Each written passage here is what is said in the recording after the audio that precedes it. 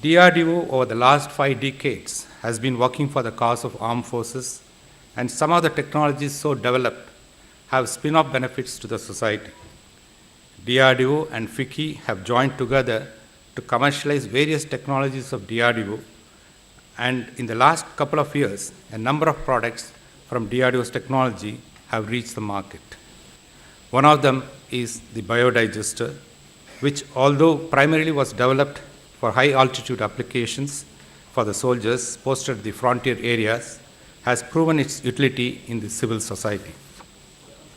The biodigest technology was developed by DRD, a DRDO lab in Gwalior, has been ruggedized over the last 2 decades in different geoclimatic conditions of the country, ranging from glaciers to hot and humid islands. The main advantage of biodigester technology is its affordability, sustainability, and its acceptability in different socio-cultural conditions. The technology is eco-friendly as the effluent after treatment is recyclable and free from odor and free from most of the pathogens which affect the life of the people. The biodigester has been implemented in mobile vehicles, in the railway coaches by the Indian Railways, and under stationary conditions in the Union Territory of Lakshadweep to protect the fragile ecosystem.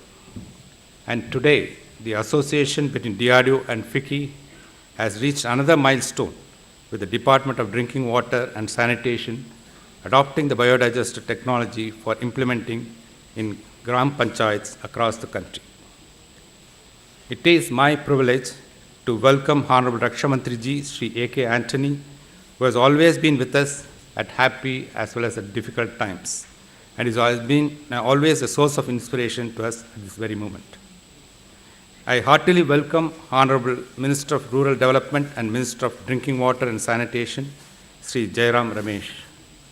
Sir, it is your vision and your keen interest that has guided us in this national endeavor, and now we are all here today on a common platform for the historic moment of MOE exchange function between DRDO and DDWS.